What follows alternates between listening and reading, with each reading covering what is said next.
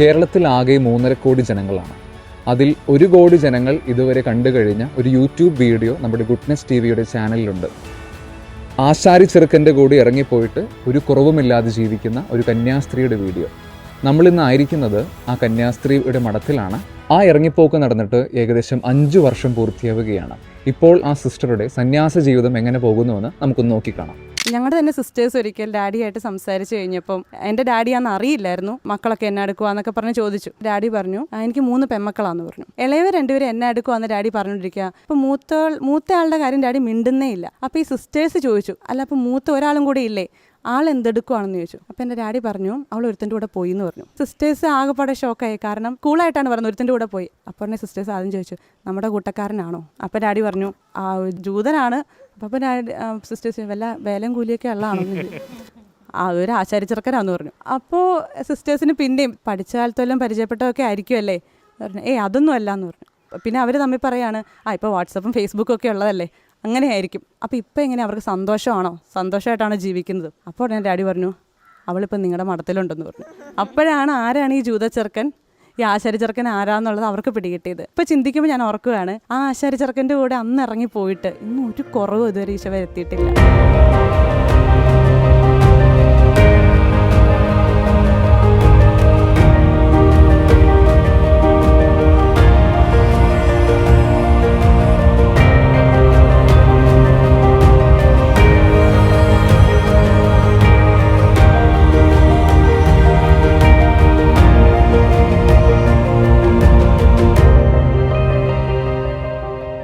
ഒരു ആശാരി ചെറുക്കൻ്റെ കൂടെ ഇറങ്ങി തിരിച്ചൊരു കന്യാസ്ത്രീ. ആ കന്യാസ്ത്രീയെ ഇന്ന് ദൈവം പരിപാലിക്കുന്നു. ഗുഡ്നെസ് ടിവിയുടെ എല്ലാ പ്രേക്ഷകർക്കും മറ്റൊരു എപ്പിസോഡിലേക്ക് ഹൃദ്യമായ സ്വാഗതം. ആരംഭത്തിൽ ഞാൻ സൂചിപ്പിച്ച വാക്കുകൾക്കുടമയായിട്ടുള്ള സിസ്റ്റർ ആനി SABS ഇന്ന് നമ്മോടൊപ്പം ചേരുന്നു. സിസ്റ്ററെ, ഗുഡ്നെസ് ടിവിയിലേക്ക് ഒരിക്കൽ കൂടി സ്വാഗതം. Thank you. കഴിഞ്ഞ ഏതാനും മാസങ്ങൾക്ക് മുമ്പാണ് സിസ്റ്റർ അങ്ങനെ ഒരു വാക്യങ്ങൾ ഒരു മീഡിയയിലൂടെ പറയാൻ ഇടയായത്. മാസങ്ങൾക്ക് ശേഷം അത് ഏകദേശം 1 കോടി ആളുകളിലേക്ക് അത് എത്തുകയാണ്. എന്താണ് ഈ നിമിഷം സിസ്റ്റർക്ക് പറയാനുള്ളത്? ഞാൻ യഥാർത്ഥത്തിൽ ആ വീഡിയോ അത്രയും ഒരു വൈറലാകുമെന്ന് ഞാൻ ചിന്തിച്ചിരുന്നില്ല. അതങ്ങനെ ആവണമെന്ന് ഞാൻ ആഗ്രഹിക്കുകയോ അങ്ങനെ പ്രതീക്ഷിക്കുകയൊന്നും ചെയ്തില്ലായിരുന്നു. സത്യം പറഞ്ഞു കഴിഞ്ഞാൽ ഞാനായിട്ടത് ആർക്കും ഷെയർ ചെയ്തിട്ട് ഓർക്കുന്നില്ല. ഞാൻ എൻ്റെ അമ്മയ്ക്കത് ഷെയർ ചെയ്തിരുന്നു. പിന്നെ കുറേ അധികം ആൾക്കാർ നമ്മളെ വിളിച്ചത് വളരെ നന്നായിരുന്നു എന്ന് അപ്രീഷിയേറ്റ് ഒക്കെ ചെയ്തു. പിന്നെ കുറേ അധികം പേർക്ക് അതൊരു ഇൻസ്പിറേഷൻ എന്നുള്ള രീതിയിൽ പറഞ്ഞു. ഒരു ദൈവമഹത്വത്തിന് കാരണമായി എന്നുള്ളത് കേട്ടുകഴിഞ്ഞാൽ എനിക്ക് സന്തോഷം തോന്നി. പിന്നെ എൻ്റെ അമ്മയ്ക്ക് അയക്കാനൊരു കാരണം എന്ന് പറഞ്ഞു കഴിഞ്ഞാൽ ഞാനന്ന് ആ വീഡിയോ കഴിഞ്ഞതിന് ശേഷം എനിക്കുള്ളിലൊരു ചെറിയൊരു വിഷമമുണ്ടെന്ന് വെച്ചാൽ ഡാഡിയും മമ്മിയും സമർപ്പിത ജീവിതത്തിലേക്ക് വരുന്നതിൽ എതിർപ്പായിരുന്നൊക്കെ ഞാൻ ഓപ്പണായിട്ട് അതിൽ പറഞ്ഞിരുന്നില്ല. അപ്പോൾ അവരത് കണ്ടു കഴിയുമ്പോൾ അവരത് എങ്ങനെ എടുക്കും എന്നൊരു ചിന്ത എൻ്റെ ഉള്ളിലുണ്ടായിരുന്നു. അപ്പോൾ അതുകൊണ്ട് ഞാൻ വീട്ടിലേക്ക് അമ്മയെ വിളിച്ചത്. എന്നിട്ട് ഞാൻ അമ്മയോട് പറഞ്ഞു അമ്മ ഇങ്ങനെ ഒരു ഇൻ്റർവ്യൂവിൽ പങ്കെടുത്തിട്ടുണ്ട്, അപ്പോൾ അതിലിങ്ങനെയൊക്കെ ഞാൻ പറഞ്ഞിട്ടുണ്ട്, അമ്മ കാണുമ്പോൾ ചിലപ്പോൾ വിഷമം വരുമായിരിക്കും എന്ന് പറഞ്ഞു. അപ്പോൾ അമ്മ എന്നോട് ആദ്യം പറഞ്ഞു നീ അതെനിക്ക് വീഡിയോ ഒന്ന് അയക്കും, ഞാൻ നോക്കട്ടെ എന്നിട്ട് പറയാൻ ബാക്കിയെന്ന് പറഞ്ഞു. അപ്പം അങ്ങനെയാണ് ഞാൻ അമ്മയ്ക്കത് അയച്ചു കൊടുത്തത്. അമ്മ അത് കണ്ടിട്ട് ഞാനിങ്ങനെ വെയിറ്റ് ചെയ്തു അമ്മ എന്താ പറയുന്നത് നോക്കിയിരിക്കുന്നത്. അപ്പോൾ കുറച്ച് കഴിഞ്ഞപ്പോൾ അമ്മ എന്നെ വിളിച്ചു. അമ്മ വിളിച്ചിട്ട് പറഞ്ഞു നീ എന്തിനാ ടെൻഷൻ അടിക്കുന്നത്, ഞാൻ പറയാത്തതൊന്നും നീ അവിടെ പറഞ്ഞിട്ടില്ലല്ലോ, നടന്ന കാര്യങ്ങൾ തന്നെയല്ലേ പറഞ്ഞത്, സത്യമായിട്ടുള്ള കാര്യമല്ലേ പറഞ്ഞത്, അതിന് നീ എന്തിനാ വിഷമിക്കുന്നതെന്ന് എന്നോട് ചോദിച്ചു. പിന്നെ ഡാഡി പറഞ്ഞത് ഇങ്ങനെയാണ്, ഡാഡി ആശാരി ചെറുക്കൻ എന്നല്ല പറഞ്ഞത്, ഒരു ജൂതച്ചക്കൻ്റെ കൂടെ പോയെന്നാണ് പറഞ്ഞത്. അത് പിന്നെ മറിഞ്ഞിങ്ങനെ പല വേർഷനിലായിട്ട് എൻ്റെ കയ്യിൽ എത്തിയപ്പം ഞാൻ പറഞ്ഞു കേട്ടപ്പോൾ അത് ആത്മാവിന്റെ പ്രേരണയായിട്ട് ഇപ്പോൾ തോന്നുന്നുണ്ടോ? ദൈവം പരിപാലിക്കുന്നു, അതിൽ ഉറച്ചു നിൽക്കാനായിട്ട് ഇപ്പോഴും ആഗ്രഹിക്കുന്നില്ല? തീർച്ചയായും. ഓരോ സമർപ്പിത ജീവിത വിളി എന്ന് പറഞ്ഞാൽ ഈശോയുടെ കൂടെയുള്ളൊരു ജീവിതമാണല്ലോ. തന്നോട് കൂടെ ആയിരിക്കാനും ഈശോ വിളിക്കുന്നത് അതിനല്ലേ, തനിക്ക് ഇഷ്ടമുള്ളവരെ അടുത്തേക്ക് വിളിച്ച് തന്നോട് കൂടെ ആയിരിക്കാനും പ്രസംഗിക്കാൻ അയക്കാനും പിശാചുക്കളെ ബഹിഷ്കരിക്കാനും. അപ്പോൾ അത് ഈശോയുടെ കൂടെയുള്ള ലൈഫ് എന്ന നിലയിൽ അത് അത്രയും ഒരു സെലിബ്രേറ്റിംഗ് ലൈഫാണ് സമർപ്പിത ജീവിതം എന്ന് പറയുന്നത്. കഴിഞ്ഞ വർഷം സമർപ്പിത ദിനത്തിൻ്റെ ഭാഗമായിട്ടാണ് സിസ്റ്റർ ഇപ്പോൾ പറഞ്ഞ വൈറൽ വീഡിയോ നമ്മൾ എടുക്കാനായിട്ട് ഇടയായത്. നമ്മളതൊരു ഷോർട്ട് സൈഡ് ക്രിയേറ്റ് ചെയ്തു. അങ്ങനെയാണ് 1 കോടി ജനങ്ങളിലേക്ക് അത് എത്തുന്നത്. അപ്പോൾ തീർച്ചയായിട്ടും ജനങ്ങൾക്ക് ഇപ്പോൾ സിസ്റ്ററെ അറിയാനൊക്കെ ഒരു താല്പര്യം കാണും. സിസ്റ്ററെ പറ്റി വ്യക്തിപരമായിട്ടൊന്ന് പരിചയപ്പെടുത്താവും. എൻ്റെ പേര് സിസ്റ്റർ ആനി അഹല്യ, പാണങ്കാട്ട് SABS. ഞാൻ വിശുദ്ധ കുർബാനയുടെ ആരാധനാ സന്യാസിനി സമൂഹത്തിലെ അംഗമാണ്. തൊടുപുഴയിലുള്ള നിർമ്മല ഭവൻ കമ്മ്യൂണിറ്റിയിൽ SABSൻ്റെ പ്രൊവിൻഷ്യൽ ഹൗസിലെ മെമ്പറാണ് ഞാനിപ്പം. പിന്നെ ഞാനിപ്പോൾ Mylacompu saint Thomas college of teacher എഡ്യൂക്കേഷനിൽ സെക്കൻഡ് ഇയർ B.Ed സ്റ്റുഡൻറ്റ് കൂടെയാണ്. ഒരുപക്ഷെ ഇങ്ങനെ ഒരു കോടി എന്ന് പറയുമ്പോൾ സിസ്റ്റർ ഇപ്പോൾ പേടിക്കുന്നുണ്ടാവും. കാരണം അത്രയും ഒരു പോപ്പുലാരിറ്റി ഇപ്പോൾ സിസ്റ്റർക്ക് നമ്മുടെ കേരളത്തിൽ തന്നെ ഉണ്ട്. ആ ഒരു പോപ്പുലാരിറ്റി സിസ്റ്റർക്ക് എങ്ങനെയാണ് നോക്കിക്കാണുന്നത്? അതായത് പോസിറ്റീവായിട്ടാണോ നെഗറ്റീവാണോ, അല്ലെങ്കിൽ പബ്ലിക്കിലേക്ക് ഇറങ്ങുമ്പോൾ പബ്ലിക്കിൽ നിന്നുള്ള റിയാക്ഷനൊക്കെ എങ്ങനെയായിരുന്നു? അപ്പോൾ അതെൻ്റെ ഒരു പോപ്പുലാരിറ്റി എന്നുള്ളതിനെ കഴിഞ്ഞും എനിക്ക് തോന്നിയിരിക്കുന്നത് ആ വീഡിയോ ഒരുപക്ഷെ അത്രയും പേര് കാണാനുള്ളൊരു കാരണം അതിൻ്റെ ക്യാപ്ഷനാണ്. ഒരു മെജോറിറ്റിയും അത് കണ്ടതിൻ്റെ ഒരു റീസൺ അത് തന്നെയാണ്. ഒരു ആശാരി ചെറുക്കൻ്റെ കൂടെ ഇറങ്ങി തിരിച്ച കന്യാസ്ത്രീ, എന്നിട്ട് ഒരു കുറവുമില്ലാതെ ജീവിക്കുന്ന കന്യാസ്ത്രീ എന്നുള്ളതാണ്. പിന്നെ ഞാൻ ആദ്യം തന്നെ പറഞ്ഞതുപോലെ ഞാൻ ആ വീഡിയോയുടെ വ്യൂസ് അങ്ങനെ രീതിയിൽ ഞാൻ അധികം അങ്ങനെ നോക്കിയിരുന്നില്ല. എന്നോട് കഴിഞ്ഞ ഇടയ്ക്ക് എൻ്റെ പ്രൊവിൻഷ്യൽ സുപ്പീരിയർ അമ്മയാണ് പറഞ്ഞത്, ഇത് 1 കോടി ആവാറായി, അത്രയും വ്യൂസ് അതിന് ലഭിച്ചിട്ടുണ്ട് എന്നൊക്കെ പറഞ്ഞപ്പോഴാണ് നമ്മൾ അതിനെക്കുറിച്ചൊന്ന് ശ്രദ്ധിക്കുന്നത്. പിന്നെ ഞാൻ സത്യത്തിൽ അത് പ്രതീക്ഷിച്ചിരുന്നില്ല അങ്ങനെ രീതിയിൽ ആകുന്നു എന്നുള്ള. തുടക്കത്തിൽ ഇത്രയും വൈറലാകുന്നു ഞാൻ അങ്ങനെ ആവണമെന്ന് ഞാൻ ആഗ്രഹിച്ചില്ല. അന്ന് ഈ വീഡിയോ ചെയ്തൊരു സമയത്ത് ഞാൻ ഓർക്കുന്നുണ്ട്, ഞാൻ കുരിശ് വരച്ച് അങ്ങനെ പ്രാർത്ഥിച്ചാണ് വന്നത്. എന്നിട്ടിപ്പോൾ പലപ്പോഴും ഈ ക്യാപ്ഷൻ്റെ ഒരു ഇതിലാണ് ചിലപ്പോൾ ഒക്കെ പുറത്തേക്ക് ഇറങ്ങുമ്പോൾ ആളുകൾ നമ്മളെ വിളിക്കുകയൊക്കെ ചെയ്യുന്നത്. ആ ഒരു രീതി വിളിക്കും. അപ്പം ഞാൻ പെട്ടെന്ന് നമുക്ക് എന്തൊരു തോന്നും. അപ്പം ഞാൻ ഈശോയോട് പറയും, എൻ്റെ പൊന്നീശോ നിനക്കത് കേൾക്കേണ്ട വല്ല ആവശ്യമുണ്ടോ അങ്ങനെ ചോദിക്കും.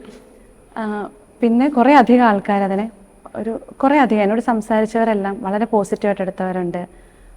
പ്രത്യേകിച്ചും ദൈവവിളിക്ക് വേണ്ടി ആഗ്രഹിക്കുന്നവരൊക്കെ അതിനെ വളരെ ഇൻസ്പയറിംഗ് ആയിട്ടൊക്കെ അതിനെ എടുത്തതായിട്ട് കണ്ടു കഴിഞ്ഞപ്പോൾ ഒരുപാട് സന്തോഷം തോന്നി. കാരണം ദൈവം മഹത്വപ്പെടുന്നു, ഈശോയുടെ നാമം അതിലൂടെ മഹത്വപ്പെടുന്നു.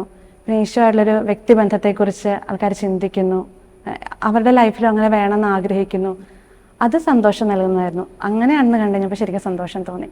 സിസ്റ്റർ ഇപ്പോൾ പറഞ്ഞു, ഒത്തിരി പോസിറ്റീവ് വശങ്ങളെ പറ്റി സിസ്റ്റർ പറഞ്ഞു. തീർച്ചയായിട്ടും ഏത് കാര്യത്തിനും അതിൻ്റെതായ ഒരു നെഗറ്റീവ് വശങ്ങൾ കൂടി ഉണ്ടാവും. പ്രത്യേകിച്ച് ഈ വീഡിയോയുടെ കാര്യത്തിൽ കേരളത്തിൽ ആകെ 3.5 കോടി ജനങ്ങളേ ഉള്ളൂ. അതിലിപ്പോൾ 1 കോടി എത്താൻ പോകുന്നു. എന്തെങ്കിലും നെഗറ്റീവായിട്ട് എന്തെങ്കിലുമൊക്കെ ലഭിക്കുകയുണ്ടായോ? എന്നോട് നേരിട്ട് ആരും നെഗറ്റീവായിട്ടൊരു കമൻറ്റ് ചെയ്തിട്ടില്ല. തീർച്ചയായിട്ടും നേരിട്ട് പറഞ്ഞവരെല്ലാം പോസിറ്റീവായിട്ടാണ് പറഞ്ഞത്.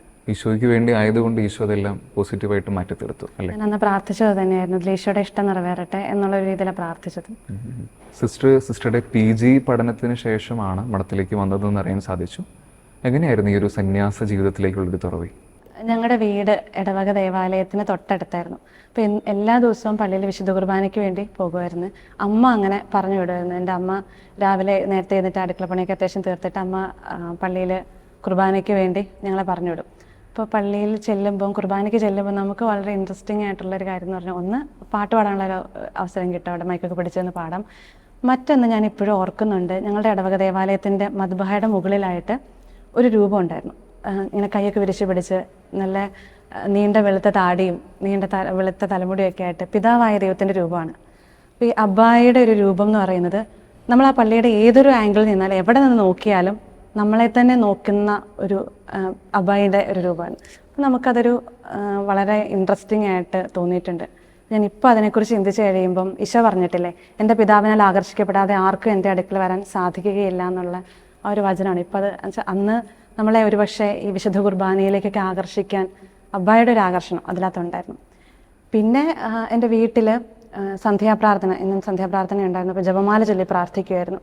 അപ്പോൾ അമ്മ ഞങ്ങളോട് എപ്പോഴും പറയുമായിരുന്നു, അത് പ്രത്യേകിച്ച് എന്തെങ്കിലും ഒരു പ്രശ്നങ്ങൾ പ്രതിസന്ധികളൊക്കെ വീട്ടിലുണ്ടാകുമ്പം അല്ലെങ്കിൽ ഒരു സമാധാനം ഇല്ലാത്ത അവസ്ഥയ്ക്ക് പിള്ളേർക്ക് വന്നു കഴിഞ്ഞാൽ അമ്മ ഞങ്ങൾ പിള്ളേരോട് ഞാൻ പറയും, മക്കളെ പോയി നിങ്ങൾ ഒരുമിച്ച് പോയി കൊന്ത ചെല്ലെന്ന് പറയും.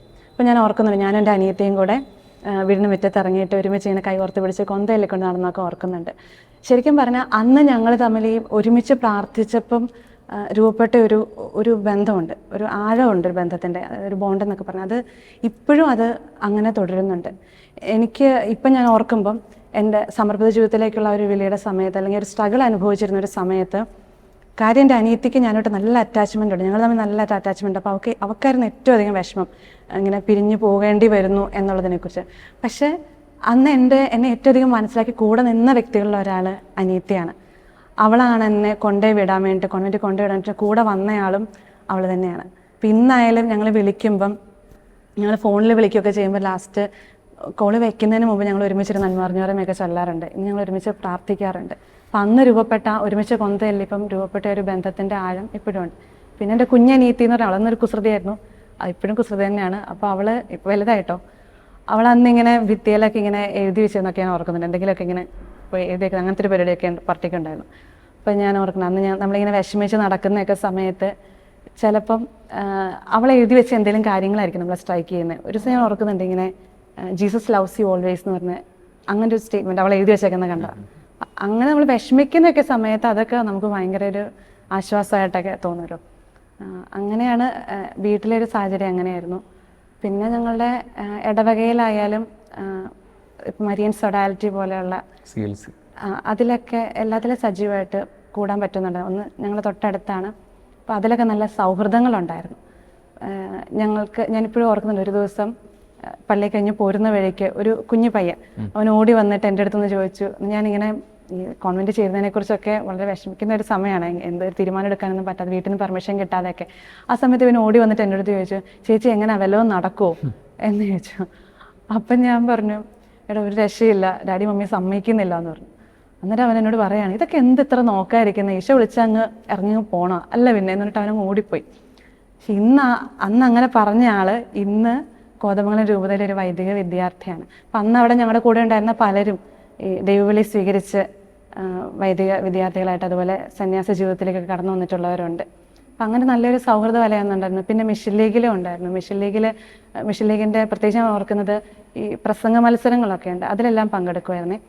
അന്നേരം ആദ്യമൊക്കെ ഇതൊരു സമ്മാനം കിട്ടാൻ വേണ്ടിയിട്ടൊക്കെ ആയിരിക്കും. പിന്നീട് വന്നു കഴിഞ്ഞപ്പം മിഷൻ ലീഗിൻ്റെ പ്രസംഗ മത്സരത്തിൻ്റെ പ്രത്യേകത വെച്ചാൽ നമുക്കൊരു വചനഭാഗമായിരിക്കും തരുന്നത്, ഒരു അധ്യായമായിരിക്കും. അപ്പം അതിൽ നിന്നുള്ള ഏതൊരു വചനമായിരിക്കും സ്പോട്ടിൽ ചോദിക്കുമായിരിക്കും. അങ്ങനെ അന്ന് വചനം വായിച്ച് ഒരുങ്ങിക്കഴിഞ്ഞപ്പം അത് ഇപ്പോൾ ഓർക്കുമ്പോൾ അത് ഈശോ തന്നൊരു ട്രെയിനിങ് ആണ്. ഇന്ന് ഞാനായിരിക്കുന്ന സന്യാസിനി സമൂഹത്തിൽ ഓരോ സ്ഥലങ്ങളിലൊക്കെ നമുക്ക് വചനം പങ്കുവയ്ക്കാനായിട്ടൊക്കെ കടന്നു പോകുമ്പോൾ അന്ന് ഈശോ നമ്മളെ ഒരുക്കിയതിൻ്റെ ഒരു അനുഭവം ഇപ്പോൾ ഉണ്ട്. അതിൻ്റെ അന്ന് കിട്ടിയൊരു ട്രെയിനിങ്, ഈശോ തന്ന ട്രെയിനിങ് അതിപ്പോഴും ഉണ്ട്.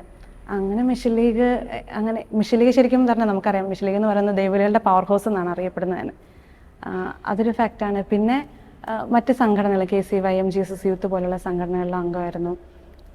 പിന്നെ ഞങ്ങളുടെ ഇടവകയിലുണ്ടായിരുന്ന വൈദികർ, അതുപോലെ ബഹുമാനപ്പെട്ട സിസ്റ്റേഴ്സ്, അവരൊക്കെ നൽകിയേക്കുന്ന നല്ല മാതൃകയും അവരുടെ ലൈഫൊക്കെ ഉണ്ട് നമുക്ക് കാണാൻ. അവരൊക്കെ ഇപ്പോൾ സിസ്റ്റേഴ്സൊക്കെ ആയാലും ഞങ്ങളുടെ ഇടവകയിലുള്ള സിസ്റ്റേഴ്സ് അവരെല്ലാ കാര്യങ്ങളും ഞങ്ങളോട് കൂട്ടുമായിരുന്നു. ഇപ്പം പൂ വയ്ക്കാനും അലങ്കരിക്കാനൊക്കെ. അപ്പോൾ അതൊക്കെ നല്ലൊരു മാതൃകയും പ്രചോദനമൊക്കെ ആയിട്ടുണ്ട്. പിന്നെ എൻ്റെ കുടുംബത്തിൽ തന്നെയുള്ള വൈദികർ, അങ്ങനെ നല്ല പ്രാർത്ഥിക്കുന്ന വൈദികരെയും സിസ്റ്റേഴ്സിനെ കാണാൻ കഴിഞ്ഞതും ദൈവവിളിയിലേക്കൊരു പ്രചോദനം ലഭിക്കുന്നതിന് കാരണമായിട്ടുണ്ട്.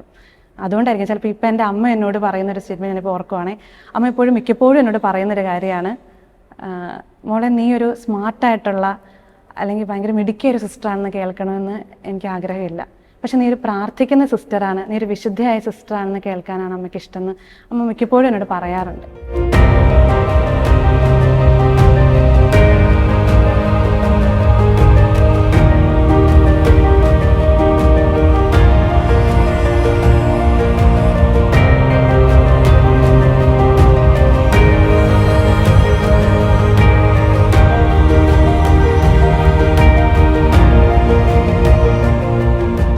PG ക്ക് ശേഷമാണോ ദൈവവിളിയിലേക്കൊരു പ്രവേശനം? അങ്ങനെ പറയാൻ പറ്റത്തില്ല. ദൈവവിളി എന്ന് പറയുന്നത് ഓരോ മനുഷ്യന്റെ ജീവിതത്തിൽ ദൈവത്തിന്റെ ഒരു പദ്ധതിയാണ്. ഈശോ പറയുന്നുണ്ടല്ലോ, നിങ്ങൾ എന്നെ തിരഞ്ഞെടുക്കുകയല്ല, ഞാൻ നിങ്ങളെ തിരഞ്ഞെടുക്കുകയാണ്. വീണ്ടും നമ്മളിങ്ങനെ വചനത്തിൽ കാണുന്നുണ്ട്, മാതാവിന്റെ ഉദരത്തിൽ നിനക്ക് രൂപം ലഭിക്കുന്നതിന് മുമ്പ് തന്നെ ഞാൻ നിന്നെ അറിഞ്ഞു, ജനിക്കുന്നതിന് മുമ്പ് ഞാൻ നിന്നെ വിശുദ്ധീകരിച്ചു, ഞാൻ നിന്നെ വിളിച്ചു എന്ന് പറയുന്നുണ്ട്. അതായത് നമ്മളെക്കുറിച്ച് ദൈവത്തിന്റെ അനന്ത പദ്ധതിയാണ്, ഓരോ വ്യക്തിയെക്കുറിച്ചുള്ള അനന്ത പദ്ധതിയാണ് ഓരോ ദൈവവിളി എന്ന് പറയുന്നത്. അപ്പം എന്നെ സംബന്ധിച്ചാൽ നമ്മൾ തിരിച്ചറിയുന്ന ടൈമിന് വ്യത്യാസം ഉണ്ടാവും. എന്നെ സംബന്ധിച്ച് ഞാൻ ഹൈസ്കൂളിലൊക്കെ പഠിക്കുന്ന ഒരു സമയത്താണ് ഈശോ നമ്മുടെ ലൈഫിൽ ഈശോയായിട്ട് ഡെവലപ്പ് ചെയ്തൊരു റിലേഷൻ എന്ന് പറയാം. നമുക്ക് ആ സമയത്ത് എൻ്റെ ആ ഒരു സമയത്തെ സ്വഭാവം എന്ന് പറഞ്ഞു കഴിഞ്ഞാൽ, ഞാൻ പുറമെ അത്യാവശ്യം നല്ല കുട്ടിയാണ്, എല്ലാവരും കാണും, പക്ഷേ എൻ്റെ അകത്ത് ഞാൻ അത്യാവശ്യം നല്ലൊരു തരികിട ടീമായിരുന്നു. അതൊരു ദിവസം കറക്റ്റായിട്ട് പറയുകയും ചെയ്തു. അതായത് ഞാനും എൻ്റെ ഒരു ചേച്ചിയും കൂടെ റോഡിലൂടെ ഇങ്ങനെ നടന്നു പോവുകയാണ്. അപ്പം ഞങ്ങളുടെ എതിരെ വന്നൊരു ചേട്ടൻ ആ ചേച്ചിയോട് എന്തൊക്കെയോ സംസാരിച്ചു. എന്നിട്ട് വിശേഷമൊക്കെ പറഞ്ഞിട്ട് എൻ്റെ നേരെ നോക്കിയിട്ട് പറഞ്ഞു, നിന്നെ ഈശോയ്ക്ക് ഭയങ്കര ഇഷ്ടമാണ്, പക്ഷേ നിന്റെ തരികിട മാറ്റണം എന്ന് ഈശോ ആഗ്രഹിക്കുന്നുണ്ട്, ആ തരികിടപ്പണികളൊക്കെ മാറ്റിയൊക്കെ ഈശോ പറഞ്ഞു. അപ്പം ഞാനിങ്ങനെ ഓൺറെഡി ചെന്നുപോയി, കാരണം നമ്മളുള്ളിൽ ഞാൻ നമുക്കല്ല അറിയാവുന്നത്. അപ്പം മനുഷ്യനങ്ങ് പോയി. അപ്പോൾ ഞാൻ ചേച്ചിയോട് ചോദിച്ചു അത് ആരാണെന്ന് ചോദിച്ചു. അപ്പോൾ ചേച്ചി പറഞ്ഞു അതൊരു ഗിഫ്റ്റഡ് കൗൺസിലറാണ്, അദ്ദേഹം ഇങ്ങനെ കൗൺസിലിംഗ് കൊടുക്കുന്ന ഒരു ബ്രദറാണെന്ന് പറഞ്ഞു. എൻ്റെ ആ സമയത്തെ ഒരു സ്വഭാവത്തിൻ്റെ കാരണം എന്താണെന്ന് വെച്ച് കഴിഞ്ഞാൽ, ഞാൻ ആ സമയത്താണ് സ്കൂൾ മാറിയൊരു ടൈമായിരുന്നു. പിന്നെ എനിക്ക് ഫ്രണ്ട്സ് കുറവായിരുന്നു, ഒരു ഒറ്റപ്പെടലിൻ്റെ അങ്ങനെ ഒരു സമയമായിരുന്നു. ഞാനൊരു മലയാളം മീഡിയം സ്കൂളിൽ നിന്ന് CBSE മാറിയൊരു ടൈമാണ്. അപ്പോൾ അത് പല രീതിയിൽ നമ്മുടെ ഉള്ളിലൊരു അസ്വസ്ഥയും വിഷമവും അങ്ങനെയൊക്കെയുള്ള ടൈമിലാണ് ഞാൻ ആ ഒരു നെഗറ്റീവ് ക്യാരക്ടറിലേക്ക് അങ്ങനെ ഒരു രീതിയിൽ കയറി വരുന്നത്. ആ സമയത്ത് എൻ്റെ ഒരു ഫ്രണ്ടായിട്ടുണ്ടായിരുന്ന ലക്ഷ്മി എന്ന് പറഞ്ഞൊരു കുട്ടിയാണ്. അവൾ നല്ലൊരു ഫ്രണ്ടായിരുന്നു ആ സമയത്ത് എനിക്ക്. പക്ഷെ ഞാൻ പകല് സ്കൂളിലായിരിക്കുമ്പം അവളോട് സംസാരിക്കും. വീട്ടിൽ വന്ന് ഞാൻ പൊതുവേ അധികം സംസാരിക്കാറില്ല, സൈലൻ്റ് ആയിരുന്നു. ആ സമയത്താണ് എൻ്റെ വീട്ടിൽ എൻ്റെ റൂമിൽ ഈശോയുടെ ഒരു രൂപമുണ്ട്. ഞാൻ ഈശോയോട് സംസാരിക്കാൻ തുടങ്ങിയതെന്ന് തോന്നുന്നു. എല്ലാം എല്ലാ വിശേഷങ്ങളും നമ്മൾ പറയുന്നു. ഇപ്പോൾ സ്കൂൾ വിട്ട് വന്നു കഴിഞ്ഞാൽ സ്കൂളിൽ നടന്ന എല്ലാ കാര്യങ്ങളും നമ്മൾ ഈശോയോട് പറയും.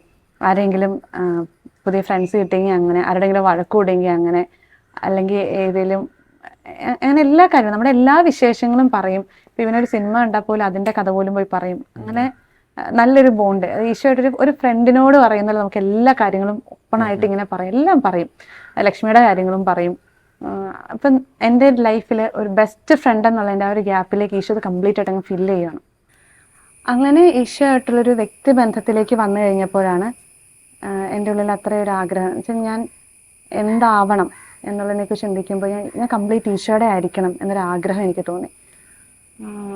അതെൻ്റെ ഉള്ളിൽ ഈശോ തന്നെ തന്നൊരു ആഗ്രഹമെന്ന് എനിക്ക് തോന്നുന്നു. ഞാൻ ആരുടേതാണെന്ന് ആരെങ്കിലും ചോദിച്ചാൽ ഞാൻ മുഴുവൻ ഈശോയുടേതാണ് എന്ന് പറയാൻ ഞാൻ ഇഷ്ടപ്പെടുന്ന ഒരു ടൈമും കൂടെ ആയിരുന്നു. അപ്പം അങ്ങനെയാണ്. അപ്പം എങ്ങനെയാണത് സാധ്യമാവുന്നൊക്കെ ചോദിച്ചു കഴിഞ്ഞാൽ ഇപ്പം നമുക്ക് സിസ്റ്റർ ആവാം, അതിനെയൊക്കെ പറയും, അല്ലെങ്കിൽ ക്രിസ്ത ജീവിതം എന്നൊക്കെ പറയും. ഇല്ല, അന്ന് എങ്ങനെയെന്നുള്ളതിനെക്കുറിച്ച് നമുക്കൊരു ഐഡിയ ഇല്ല.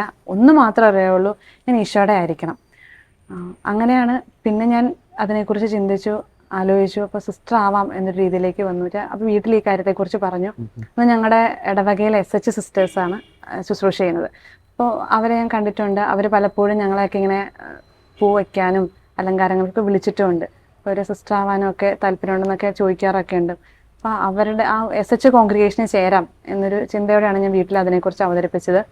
അപ്പോൾ എൻ്റെ വീട്ടിൽ നിന്ന് 10ാം ക്ലാസ് കഴിഞ്ഞപ്പോൾ ഇങ്ങനെ പറഞ്ഞപ്പം അമ്മേൻ്റെ ഡാഡിയെ സമ്മതിച്ചില്ല. അവർ പറഞ്ഞു, ഇപ്പം നീ കൊച്ചാണ്, ഒരു തീരുമാനം എടുക്കേണ്ട പ്രായമായില്ല, ഒരു 2 വർഷം കൂടെ കഴിഞ്ഞിട്ട് ഇതിനെക്കുറിച്ച് ചിന്തിച്ചാൽ മതി എന്ന് പറഞ്ഞു.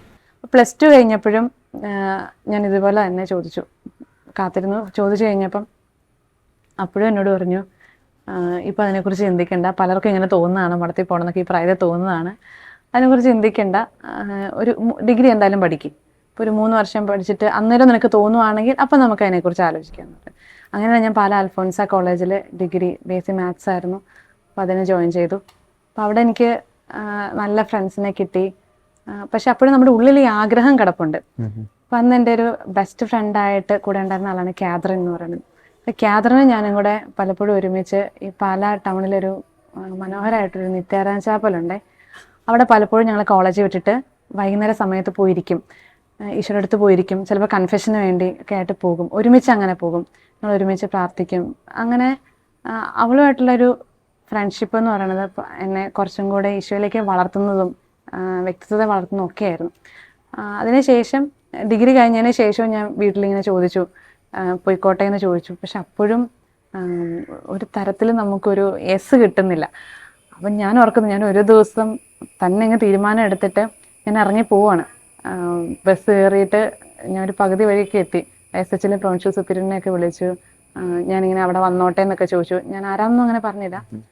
പക്ഷെ പകുതി വഴിയപ്പോൾ എൻ്റെ അമ്മ എന്നെ വിളിക്കുകയാണ്, നീ എവിടെയാണ് എന്നൊക്കെ ചോദിച്ചുകൊണ്ട്. എന്നിട്ട് അമ്മ കരച്ചിലാണ്. ഞാൻ ഇങ്ങനെ പോവാന്നൊക്കെ പറഞ്ഞപ്പോൾ അമ്മ കരച്ചിലാണ്. അമ്മ എന്നെ കരച്ചിലുകൊണ്ട് എൻ്റെ അമ്മ എന്നെ ബസ്സിൽ നിന്ന് ഇറക്കി. ഞാൻ അടുത്ത വണ്ടി കയറി തിരിച്ച് വീട്ടിലെത്തി. പിന്നെ അങ്ങോട്ട് എല്ലാം ഇങ്ങനെ ഒരു വാതിലും തുറക്കാത്തൊരവസ്ഥയായിരുന്നു.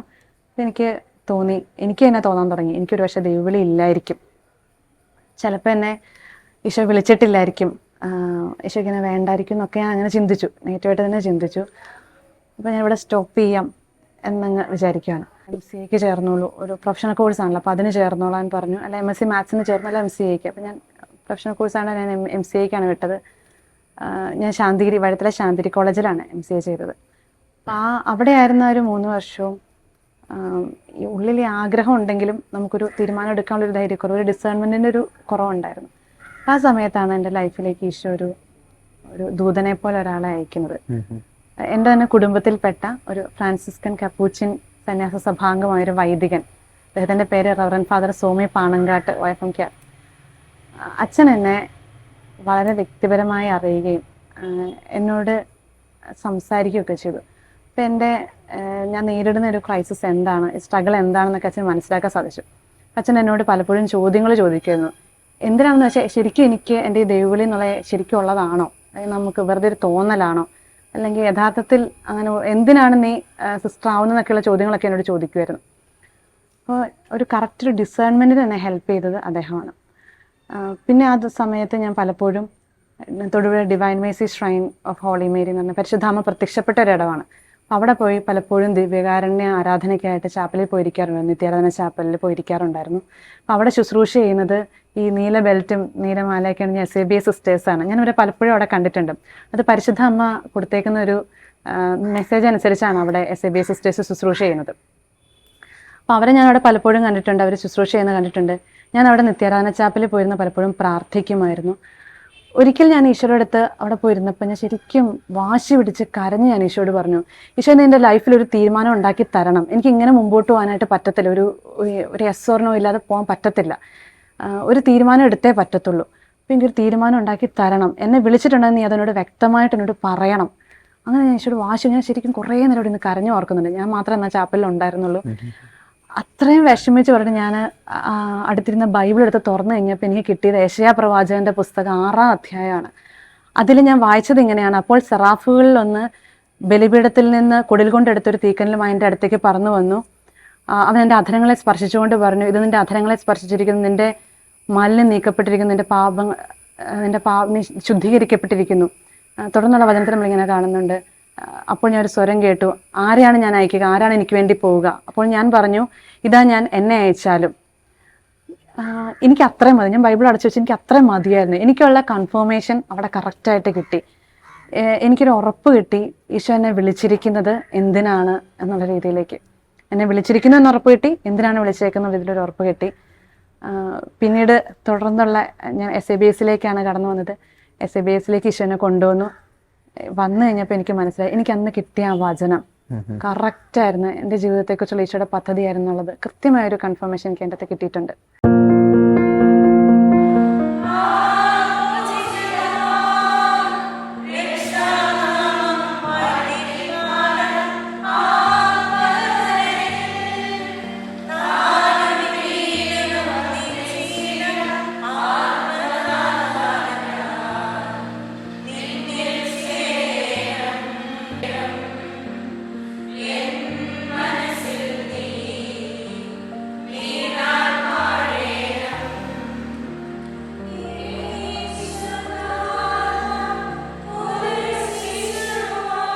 അപ്പോൾ PG വരെയുള്ളൊരു കഥ നമ്മൾ കേട്ടു. അപ്പോൾ PGക്ക് ശേഷം സിസ്റ്റർ അത് വീട്ടിൽ ഒന്നും കൂടി അവതരിപ്പിക്കുകയുണ്ടായില്ല. അപ്പോൾ എങ്ങനെയായിരുന്നു വീട്ടിൽ നിന്ന് റെസ്പോൺസ്? വീട്ടിൽ നിന്ന് നല്ല എതിർപ്പായിരുന്നു, പ്രത്യേകിച്ചും അമ്മയും ഡാഡിയും ഒക്കെ. കാരണം ഞാൻ മുമ്പ് പറഞ്ഞിട്ടുള്ളത് പോലെ തന്നെ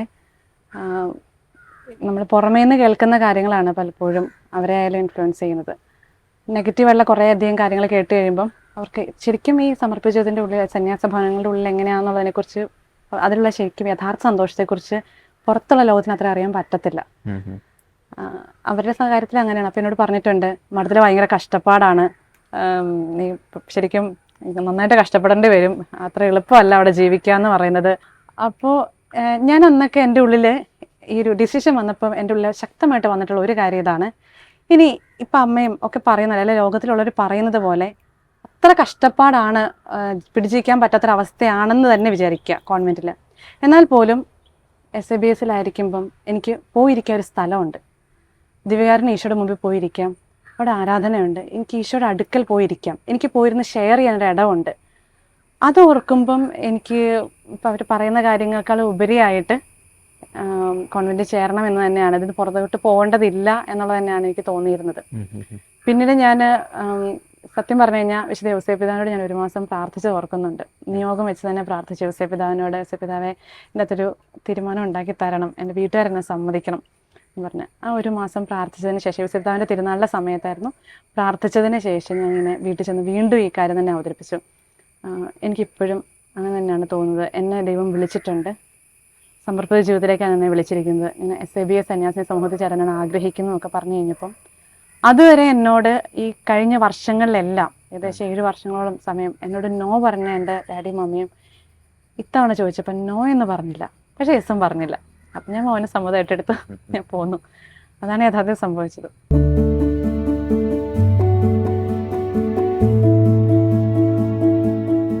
അപ്പോൾ എങ്ങനെ പോകുന്നു ആശാരി ചെറുക്കൻ്റെ കൂടെയുള്ള ജീവിതം? ഞാൻ എൻ്റെ ഡാഡി പറഞ്ഞ പോലെ തന്നെ പറയാനാണ് ഞാൻ ആഗ്രഹിക്കുന്നത്. ജൂത ചെറുക്കൻ്റെ കൂടെയുള്ള ജീവിതം അടിപൊളിയായിട്ട് പോകുന്നുണ്ട്. ഈശോ നമ്മളെ അന്ന് ഞാൻ പറഞ്ഞ പോലെ തന്നെ ഒരു കുറവും ഇല്ലാതെയാണ് ഈശോയുടെ കൂടെയുള്ള ജീവിതം എന്ന് പറയുന്നത്. നമുക്കൊന്നിനും കുറവുണ്ടാവുകയില്ല. ഇപ്പോൾ ഞാൻ ആയിരിക്കുന്ന SBS സന്യാസിനി സമൂഹത്തെ കുറിച്ച് പറഞ്ഞു കഴിഞ്ഞാൽ ഞങ്ങൾ ദിവ്യകാരുണ്യ പ്രേക്ഷിതത്വമാണ് പ്രധാനമായിട്ട് ഞങ്ങളുടെ രംഗം. വിശുദ്ധ കുർബാനയെ പ്രഘോഷിക്കാനുള്ള അവസരം ലഭിക്കുക എന്ന് പറയുന്നത് ജീവിതത്തിൻ്റെ ഏറ്റവും വലിയൊരു ഭാഗ്യമാണ്. അതുകൊണ്ട് തന്നെ അങ്ങനെ ആയിരിക്കുമ്പം നമ്മൾ ആഗ്രഹിച്ചതെല്ലാം ലഭിക്കുന്ന ഒരിടത്തേക്കാണ്, സക്രാരിക്കരിയിലേക്കാണ് ഈശോനെ കൂട്ടിക്കൊണ്ട് വന്നേക്കുന്നത്, ദിവ്യകാരുണ്യനാഥൻ്റെ അടുത്തേക്ക്. അപ്പം അത് ഏറ്റവും സന്തോഷമുള്ള ജീവിതമാണ്. ഇനി ഒത്തിരി പേര് ദൈവവിളി സ്വീകരിച്ച് ഈശോയുടെ അടുത്തേക്ക് വരട്ടെ, സമർപ്പിത ജീവിതത്തിലേക്ക് കടന്നു വരട്ടെ എന്ന് ആഗ്രഹിക്കുകയാണ്, പ്രാർത്ഥിക്കുകയാണ്. ആരംഭത്തിൽ ഞാൻ സൂചിപ്പിച്ച കാര്യത്തിലേക്ക് ഒന്നുകൂടി പോവുകയാണ്. അപ്പോൾ എങ്ങനെയായിരുന്നു ആ ഒരു പശ്ചാത്തലം, അല്ലെങ്കിൽ അങ്ങനെ ആശാരി ചെറുക്കൻ്റെ കൂടെയുള്ള ജീവിതം എന്നൊക്കെ സിസ്റ്റർ പറയുകയുണ്ടായി, എങ്ങനെയാണ് അതിൻ്റെ ഒരു പശ്ചാത്തലം എങ്ങനെയായിരുന്നു? അതൊരിക്കൽ കൂടി പറഞ്ഞു കഴിഞ്ഞാൽ എൻ്റെ ഡാഡി വഴിയായിട്ടാണ് ആ ഒരു കാര്യം, ആ ഒരു സംഭാഷണം കടന്നു വരുന്നത്. അപ്പം എൻ്റെ ഡാഡി, ഞാനത് അറിയുന്നത് മറ്റ് സിസ്റ്റേഴ്സ് പറഞ്ഞാണ്. അപ്പോൾ ഡാഡി ഒരിക്കൽ ഞങ്ങളുടെ സിസ്റ്റേഴ്സിനെ കണ്ടു കഴിഞ്ഞപ്പോൾ പറഞ്ഞതായിട്ടാണ് ഞാൻ അറിഞ്ഞത്. അവരിങ്ങനെ സാധാരണ സംഭാഷണം നടത്തുന്നതിനിടയ്ക്ക് മക്കളൊക്കെ എന്ത് ചെയ്യുന്നു എന്നൊരു ചോദ്യം വന്നു കഴിഞ്ഞപ്പം ഡാഡി സംസാരിച്ചു തുടങ്ങിയപ്പോൾ മറ്റ് രണ്ട് മക്കളുടെയും കാര്യം ഇങ്ങനെ പറയുന്നത്. എനിക്ക് 3 മക്കളാണ്, രണ്ടാമത്തോൾ ഇങ്ങനെ പഠിക്കുകയാണ്, മൂന്നാമത്തോൾ ഇങ്ങനെ പഠിക്കുകയാണെന്നൊക്കെ പറഞ്ഞു.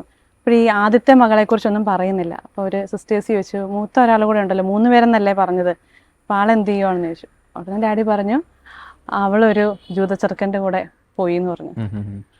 അപ്പോൾ അവർക്ക് പെട്ടെന്ന് വണ്ടറായി, കാരണം ഇങ്ങനെ ഇത്ര ഓപ്പണായിട്ട് അങ്ങനെ പറയാന്ന് പറയുന്നത്. അപ്പോൾ അവർ ചോദിച്ചു, ഇപ്പോൾ മട്ടാഞ്ചേരി ഭാഗത്ത് അങ്ങനെ എല്ലാമൊക്കെ ആയിരിക്കുമല്ലേ, അങ്ങനെ രീതി പോയി എന്നാണ് ഞാൻ കേട്ടത്. അപ്പോൾ ഡാഡി പറഞ്ഞു എങ്ങനെയാണെന്നറിയില്ല, ഇന്നത്തെ കാലമല്ലേ, ഫേസ്ബുക്കും വാട്സപ്പൊക്കെ ഉണ്ടല്ലോ, അപ്പോൾ അങ്ങനെയൊക്കെ ആയിരിക്കും, ആ ഒരു രീതിയിൽ ഡയലോഗ് പോവാണ്. അപ്പോൾ അവസാനം അവർ ചോദിച്ചു, ഇപ്പം മോൾ എന്ത് ചെയ്യാണ്, അവർ സുഖമായിട്ട് ജീവിക്കുന്നു, ഒക്കെ എങ്ങനെയുണ്ട്, അന്വേഷിക്കാറുണ്ടോ എന്ന് ചോദിച്ചപ്പോൾ ഡാഡി പറഞ്ഞു അവളിപ്പോൾ നിങ്ങളുടെ മഠത്തിലുണ്ട്, SBS കോൺവെൻറ്റിലുണ്ടെന്ന് പറഞ്ഞു. അപ്പോഴാണ് അവർക്ക് മനസ്സിലാവുന്നത്. പിന്നെ പറഞ്ഞു വന്നപ്പോഴാണ് ഈ പറയുന്ന കൊച്ചാണ്, ഈ അർത്ഥനയായിട്ട് വന്നിരിക്കുന്ന ആളാണ് ഡാഡിയുടെ മകളായിട്ടുള്ള സിസ്റ്റർ എന്ന് പറഞ്ഞ ആളെന്ന് മനസ്സിലാവുന്നത്.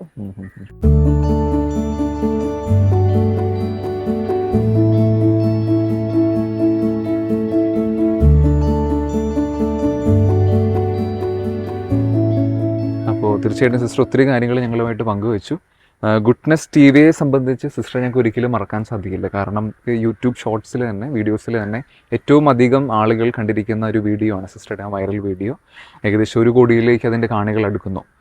അപ്പോൾ സിസ്റ്ററുടെ ഇനിയുള്ള സന്യാസ ജീവിതം, ക്രിസ്തുവുമായിട്ടുള്ള ഒരു ആത്മബന്ധം ഇനിയും സന്തോഷപ്രദമാകട്ടെ. എല്ലാവിധ ആശംസകളും നേരുന്നു. ഗുഡ്നെസ് TVയുടെ പേരിൽ സിസ്റ്റർക്ക് ഒത്തിരി നന്ദി.